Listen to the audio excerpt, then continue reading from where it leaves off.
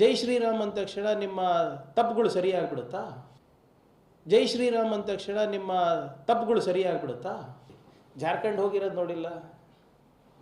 ಹಾಂ, ಆಮೇಲೆ ಡೆಲ್ಲಿಗೆ ಹೋದ್ರೆ ಸಹಜವಾಗಿ AICC ಅಧ್ಯಕ್ಷರಿಗೆ ಭೇಟಿಯಾಗ, ವರಿಷ್ಠರಿಗೆ ಭೇಟಿಯಾಗೋ ಪದ್ಧತಿ ಇದೆ. ಪ್ರಿಯಾಂಕಾ ಗಾಂಧಿಯವರು ನೂತನವಾಗಿ MP ಆಗಿದ್ದಾರೆ, ಅವರಿಗೆ ಹೋಗಿ ಭೇಟಿಯಾಗಿದ್ದಾರೆ. ನಾವು ಡೆಲ್ಲಿಗೆ ಹೋಗಿ ನಾವು ವರಿಷ್ಠರಿಗೆ ಭೇಟಿಯಾದರೂ ಪ್ರಾಬ್ಲಮ್ಮ. ಪಾಪ ಇಲ್ಲಿ ನೋಡ್ರಿ BJP ಹಾಲತ್ ಹೆಂಗತ್ತ, ವರಿಷ್ಠರು ಕರೆದ್ರೂ ಹೋಗ್ತಾ ಇಲ್ಲ. ಇಲ್ಲಿ ಯಾರು ಏನು ಹೇಳಿದ್ರು ಮೇಲಿಂದ ಬರಬೇಕಲ್ರಿ, ಶಂಕದಿಂದ ಬಂದ್ರೇ ತೀರ್ಥ ಅಲ್ಲ. ಈಗ ಮಂತ್ರಿಗಳ ಮೌಲ್ಯಮಾಪನ ಮಾಡೋ ತಪ್ಪ ಇಲ್ಲ ಅಲ್ಲ? ಅದು ಪ್ರತಿ 3 ತಿಂಗಳಿಗೆ 4 ತಿಂಗಳಿಗೊಮ್ಮೆ ಮಾನ್ಯ ಮುಖ್ಯಮಂತ್ರಿಗಳು ಉಪಮುಖ್ಯಮಂತ್ರಿಗಳು ಕೂತ್ಕೊಂಡು ಬಜೆಟ್ ಪ್ಯಾರನಲ್ಲಿ ಯಾವ್ದ್ಯಾವ್ದು ಅನುಷ್ಠಾನಕ್ಕೆ ತಂದಿದ್ರೆ ಅದು ಇದು ಚರ್ಚೆ ಆಗ್ತಾನೆ ಇರುತ್ತೆ. ಅದಕ್ಕೆ ಹೇಳ್ತಾ ಇದ್ದೀನಿ, ಅಯ್ಯೋ ನನಗೆ ಮಾಹಿತಿ ಇದೆ ಅಂತಾನೆ ಹೇಳ್ತಾ ಇದ್ದೀನಲ್ಲಿ. ನೀವು ಇಲ್ಲ ಅಂತ ಕೇಳಕ್ಕೆ ರೆಡಿ ಇಲ್ಲ, ಅದು ಒಂದಿರೋ ಸಮಸ್ಯೆ. ಅನುಮಾನ ಇದೆ ಅಂತ ಅವ್ರಿಗೇನು ಗೊತ್ತಿದೆ, ನನಗೆ ಗೊತ್ತಿಲ್ಲ. ನನಗೆ ಗೊತ್ತಿರೋ ಮಾಹಿತಿ ನಾನು ಹೇಳ್ಬೋದು. ನೋಡಿ, it is very clear. BJP ಅವರಿಗೆ ಸಂವಿಧಾನ ಕಾನೂನಲ್ಲಿ ನಂಬಿಕೆ ಇಲ್ಲ. ಈಗ ಕೊಟ್ಟಂತ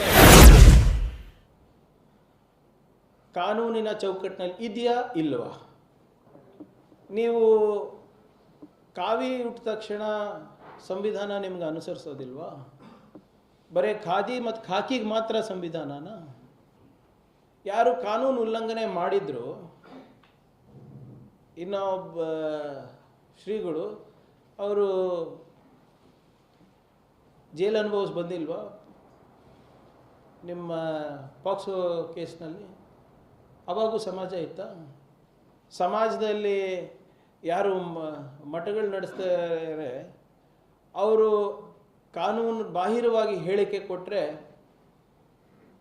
ಯಾರೂ ಏನು ಮಾಡಬಾರ್ದ? ಅಂದರೆ ನೀವು ಏನೇ ತಪ್ಪು ಮಾಡಿದ್ರೂ ಜೈ ಶ್ರೀರಾಮ್ ಅಂದ ತಕ್ಷಣ ನಿಮ್ಮ ತಪ್ಪುಗಳು ಸರಿಯಾಗ್ಬಿಡುತ್ತಾ? ಆಮೇಲೆ ಅವರೇ ವಿಷಾದ ವ್ಯಕ್ತಪಡಿಸಿದಾರಲ್ವಾ? ಅಂದರೆ ವಿಷಾದ ವ್ಯಕ್ತಪಡಿಸೋದು ಯಾವಾಗ? ತಪ್ಪನ್ನು ಅರ್ಥಕೊಂಡ.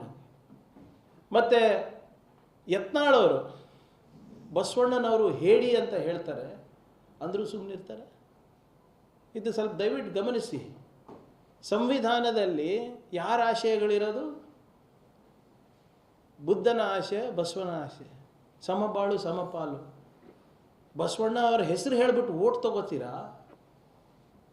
ಆದರೆ ಯತ್ನಾಳವರು ಬಸವಣ್ಣನವ್ರ ಬಗ್ಗೆ ಅವಹೇಳನಕಾರಿ ಮಾತಾಡಿದಾಗ ಒಬ್ಬನನ್ನ ಮಾತಾಡಿದ್ದೀರೇನ್ರಿ BJP ಅವರು? ಎಲ್ಲಿದ್ದಾರೆ ನಿಮ್ಮ ಸ್ಟೇಟ್ ಪ್ರೆಸಿಡೆಂಟ್ ವಿಜೇಂದ್ರ ಅವರು?